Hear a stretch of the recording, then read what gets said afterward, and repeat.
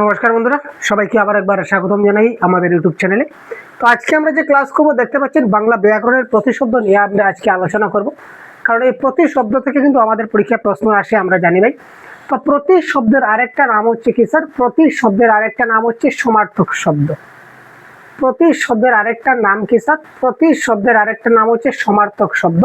পরীক্ষায় প্রতিশব্দ আসুক বা সমার্থক আসুক বা পরীক্ষায় প্রশ্ন আসতে পারে শব্দার্থ, পরীক্ষায় প্রশ্ন আসতে পারে যে শব্দার্থ, হঠাৎ পরীক্ষায় প্রশ্ন দিয়ে দেবে যে নাসিকা এর শব্দার্থ কোনটি, বা নাসিকা এর শব্দের অর্থ কোনটি, বা শ্বাসেন্দ্রিয় তার শব্দের অর্থ কোনটি, বা মুখমণ্ডল এর সমার্থক শব্দ কোনটি, বা নিচের কোনটি আননের সমার্থক শব্দ নয়।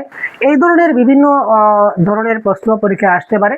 তো প্রথমে আমরা কিছু এজ এ কনসেপ্ট হিসাবে আমরা কিছু প্রতিশব্দের নামগুলো প্রথমে আমরা জেনে নিই, তারপর কিছুটা এমসিকিউ আছে আপনাদের সঙ্গে, এগুলো আমি আপনাদেরকে খুব তাড়াতাড়ি করে দেখিয়ে দেওয়ার চেষ্টা করব। তো প্রথমে কনসেপ্ট বলতে ঠিক কনসেপ্ট বললে ভুল হবে, কারণ এখানে বোঝার তেমন কিছু নেই, জাস্ট মনে রাখতে হবে। কারণ কোন জিনিসের কি নাম এটা শুধু জাস্ট মনে রাখতে হবে, এটা আমাদের একটু বুঝতে হবে। তারপর আমরা এমসিকিউতে চলে যাব। যদি নামগুলো আমরা যদি মনে না রাখি তাহলে কিন্তু মুশকিল হয়ে যাবে।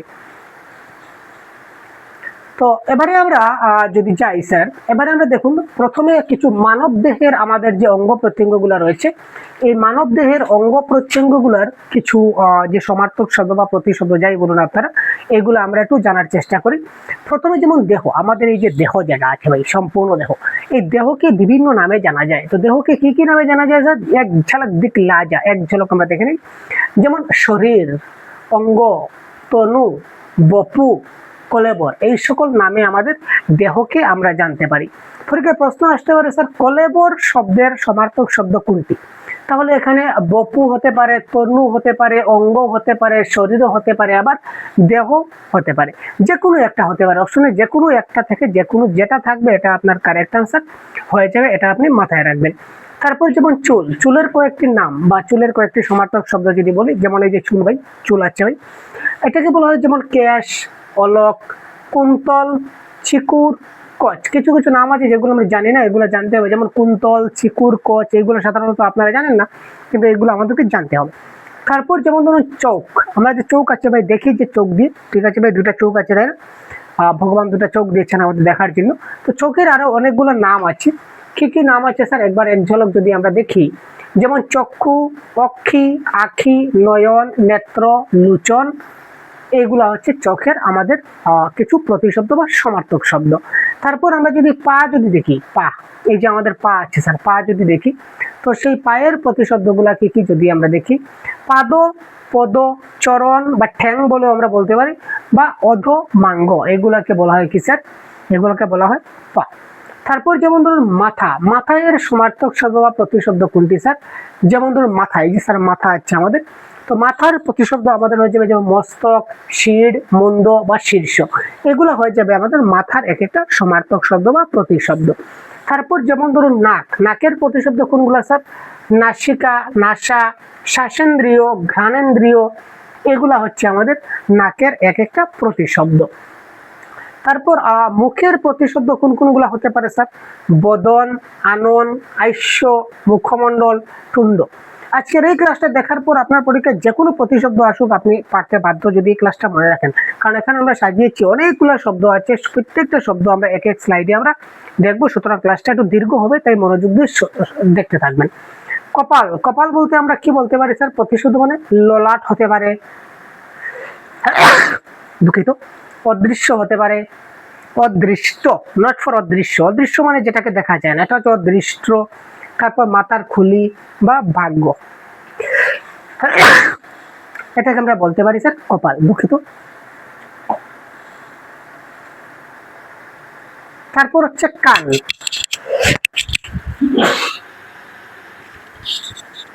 কানের আরো বেশ কিছু প্রতিশব্দ আছে, যেমন ধরুন কর্ণ, শ্রুতি, শ্রবণ বা শ্রবণ ইন্দ্রিয়,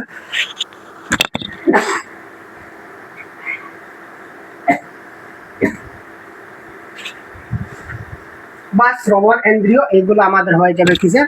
কানের প্রতিশব্দ। তারপর পরিজন, পরিজনের পরিজন বলতে যেমন আমাদের পাড়া প্রতিবেশী যারা রয়েছে,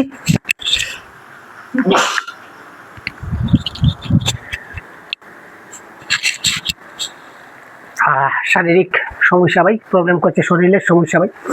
তো পরিজন বলতে আমাদের মানে ফ্যামিলি বা পরিবারে অনেকজন রয়েছেন।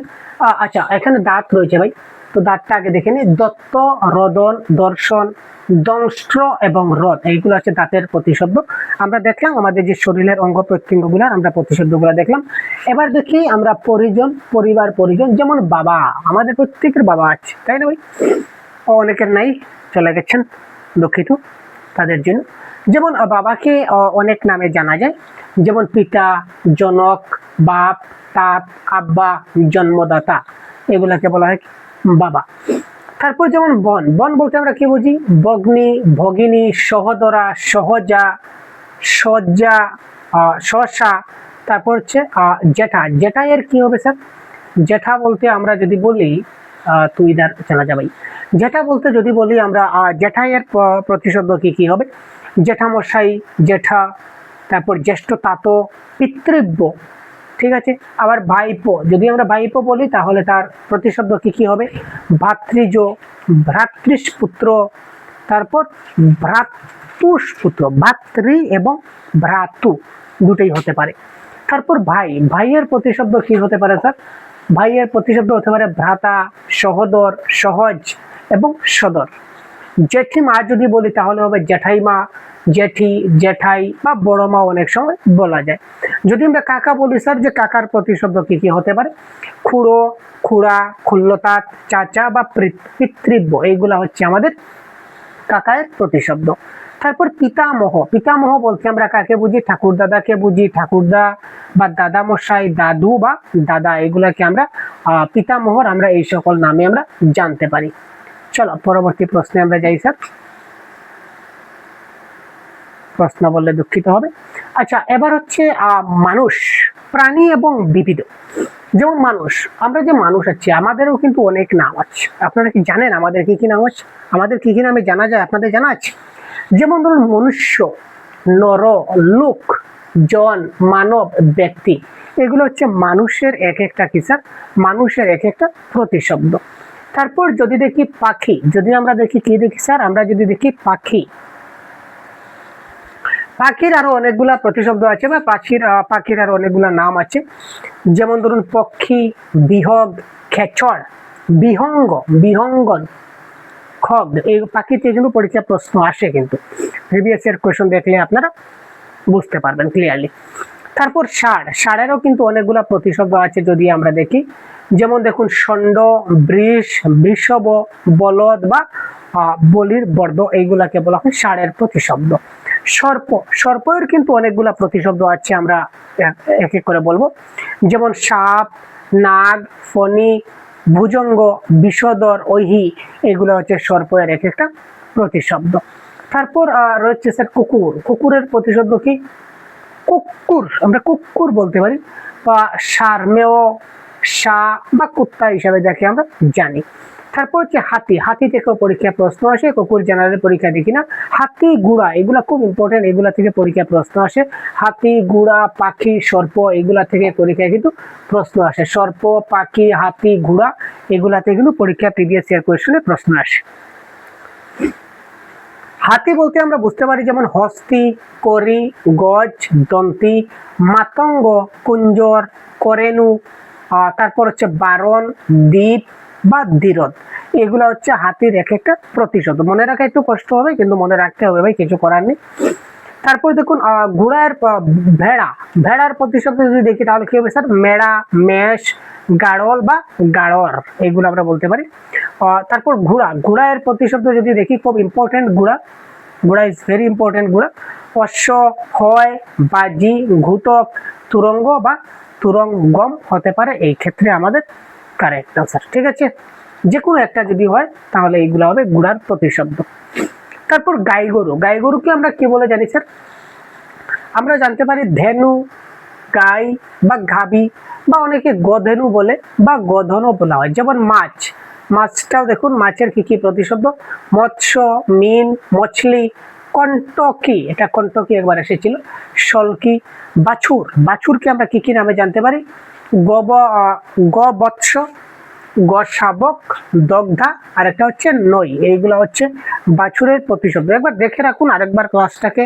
এই ক্লাসটা একবার দেখলে হবে না স্যার, এই ক্লাসটা 2-3 বার আপনাদের দেখতে হবে। একবার শেষ হওয়ার পর আরো 1 দিন বা 2 দিন পর আবার আপনারা এই ক্লাসটা রিপিট দেখবেন, তখন গিয়ে আপনাদের মনে থাকবে। তারপর উট, উটের প্রতিশব্দ কি কি হতে পারে স্যার? উষ্ট্র, মরুতরণী, বজ্রগীত, তারপর মরুযান। এইগুলা হচ্ছে উটের এক একটা প্রতিশব্দ। তারপর বেড়াল, বেড়ালের প্রতিশব্দ হতে পারে যেমন বিড়াল, বিল্লি, মার্জার, মেকুর বা বাঘের মাসি। আমরা বেড়ালকে বাঘের মাসিও বলতে পারি, বাঘের মাসি। তারপর বাঘ, যেমন ব্যাঘ্র, কর্বর, শাদুল, নরখাদক বা শেয়ার হিসাবেও জানা যায়। ব্যাঙের আর অনেকগুলো নাম আছে স্যার, ব্যাং, ভেক, তারপর হচ্ছে মন্ডুক, দাদুর বা দরদুর যাকে বলা হয়। ছাগলের কি কি নাম রয়েছে স্যার? ছাগ, অজ, পাঠা বা বকরা হিসাবে আমরা যাকে জানি। তারপর হচ্ছে অগ্নি এবং ঘোড়া, খুব ইম্পর্টেন্ট। ঘোড়া আগে একবার দেখিয়েছি আপনাদের, ঘুটো, ক্ষয়, বাজি, তুরঙ্গ এবং তুরঙ্গ। আমরা কেন ঘোড়া আরেকবার আনেছি আমি আগে বলেছিলাম, ঘোড়া খুব ইম্পর্টেন্ট পরীক্ষায়। ঘোড়া আর হস্তি এগুলো খুব ইম্পর্টেন্ট। তারপর নদী, পাখি, তারপর অগ্নি, তারপর গৃহ, এগুলো খুব ইম্পর্টেন্ট। আমি দেখাবো প্রত্যেকটা একে করে। অগ্নির অনেকগুলো নাম আছে, সবগুলো খুব ভালো করে জানতে হবে। পরীক্ষার প্রশ্ন এখান থেকে ডাইরেক্ট প্রশ্ন ভাসে ভাই। অনল, আগুন, তারপর বহ্নি, তারপর হুতাশন, সর্বভোগ, তারপর হচ্ছে ভিবা বসু, তারপর হচ্ছে বৈশ্যানর, তারপর পাবক, তারপর বায়ুশক, তারপর হচ্ছে সর্বসূচি, তারপর কৃষাণু, তারপর হচ্ছে বৃত্তিহুত্র, তারপর ঘৃতান্ন, তারপর ঘৃতাচি। এগুলো হচ্ছে অগ্নির এক একটা প্রতিশব্দ বা অগ্নির এক একটা নাম আমরা যদি বলি সমার্থক শব্দ হিসাবে। তারপর ইচ্ছা, আমাদের মনে যে ইচ্ছা আছে স্যার, ইচ্ছার কিন্তু অনেকগুলো নাম আছে দেখতে পাচ্ছেন। অবিলাস, কাঙ্ক্ষা, আকাঙ্ক্ষা, কামনা, ইপ্সা, তারপর অভিপ্সা, বাঞ্ছা, বাসনা, অভিপ্রায়, রুচি, অভিরুচি, শ্বাস, স্পৃহা, লিপ্সা, আকিঞ্চন বা মনোরথ। এইগুলা হচ্ছে আমাদের এক একটা ইচ্ছার প্রতিশব্দ। তো প্রতিশব্দগুলো খুব ভালো করে আপনাদের জানতে হবে। যদি প্রতিশব্দগুলো জানেন তাহলে অবশ্যই আপনারা খুব ভালো করে বুঝে নিতে পারবেন। তারপর আমরা যদি দেখি যেমন কন্যা, কন্যার প্রতিশব্দ কি কি হতে পারে? তনয়া, কুমারী, সুতা, আত্মজা, দ্বারিকা, নন্দিনী বা মেয়ে বা দুহিতা, তনু, ধগা, তারপর নন্দনা। এগুলা হচ্ছে আমাদের কন্যার এক এক প্রতিশব্দ। তারপর ঈশ্বর থেকেও কিন্তু পরীক্ষায় প্রশ্ন আসে, ঈশ্বর থেকেও পরীক্ষায় প্রশ্ন আসে হাইলাইটেড। যেমন ঈশ, ধাতা, বিধাতা, পরমেশ, পরমেশ্বর, ভগবান, বিভু, জগৎ, তারপর পিতাও বলা হয় ঈশ্বরকে, বিধি, সৃষ্টিকর্তা, জগদীশ বা স্রষ্টা। কিরণ, কিরণ যে সূর্যের কিরণ বা আলোর যেটা কিরণ, এটাকে আমরা কিরণ বলি। কিরণের কি কি রয়েছে? যেমন রশ্মি, কর, বিভা, প্রভা, অংশু, দীপ্তি, জ্যোতি, দ্যুতি, মরিচি, আভা বা ময়ূক। এইগুলা হচ্ছে এক একটা কিরণের এক একটা প্রতিশব্দ হিসাবে আমরা দেখে নিতে পারি। এই দেখুন অনেকগুলো রয়েছে, কিন্তু সবগুলো আমাদের খুব ভালো করে জানতে হবে স্যার, না জানলে কিন্তু চলবে না। কারণ পরীক্ষার প্রশ্ন কোথা থেকে আসবে সেটা বলতে পারি না, তাই প্রত্যেকটা প্রশ্ন খুব ভালো করে মনোযোগ দিয়ে আমাদের জানতে হবে। যেমন গৃহ, গৃহের প্রতিশব্দ কি কি হতে পারে স্যার?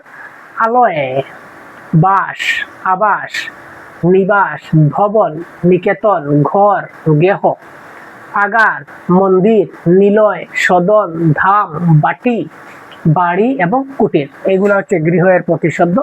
ঠিক আছে, পরীক্ষার প্রশ্ন যে কোনো জায়গা থেকে আসতে পারে, খুব ভালো করে মাথায় রাখবেন। তারপর জল, জলের প্রতিশব্দ কি কি হতে পারে? অপ, অম্বু, অন্ত, উদক, বাড়ি, তয়, পয়, নীর, সলিল, ইরা এবং ইলা। এগুলো হচ্ছে জলের এক একটা প্রতিশব্দ বা সমার্থক শব্দ। নদীর আরো অনেকগুলো নাম আছে, খুব ইম্পর্টেন্ট। তটিনী, শরীর, শ্রুতস্বতী, শ্রুতস্বিনী, পরীক্ষার প্রশ্ন আসে ভাই। তারপর হচ্ছে স্নত বুহা, বহা, প্রবাহিনী, নিম্নগা, তরঙ্গিনী, কল্লোলিনী, নির্ঝরিণী, তারপর হচ্ছে শৈবলিনী। এইগুলো হচ্ছে নদীর এক একটা নাম, খুব ভালো করে মনে রাখবেন। তারপর পদ্ম, পদ্মর যে পদ্ম ফুল যে ফুটে, পদ্ম ফুল।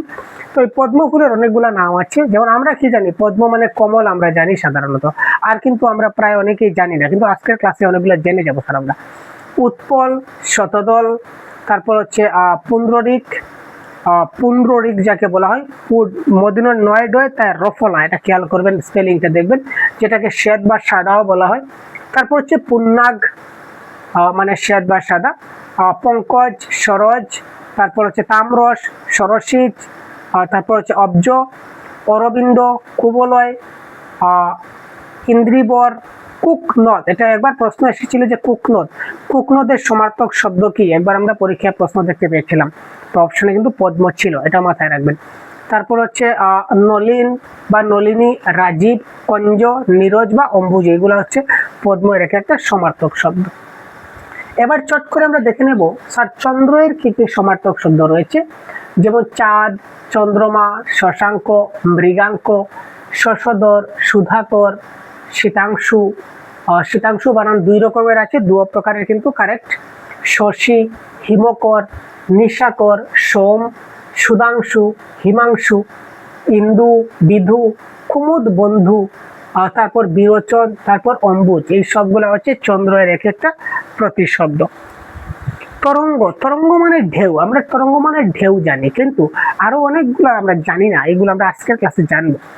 যেমন তরঙ্গের আরেকটা নাম আছে উর্মি, লহরী, তুফান, অক, বীর্য, কল্লোল বা হিল্লোল।